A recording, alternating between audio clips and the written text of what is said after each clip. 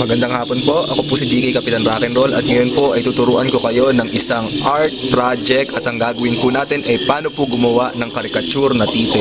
Ang kailangan po natin ay pentel pen at papel. Una po ay mag-drawing po tayo ng dalawang oblong. Lagyan po natin ng katawan saka ng bayag. So po gagawin po natin dito ay lalagyan na po natin siya ng, kita po natin na titi po to, gawin na po natin siya ng mata at saka ng nakasmile ng ngiti. So po ating gagawin ay lalagyan po natin ang titi ng pantalon at saka ng sapatos.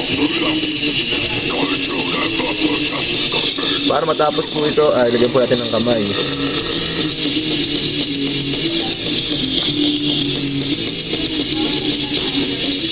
Ito po, nakagawa na po tayo ng taong tite. Maraming salamat po.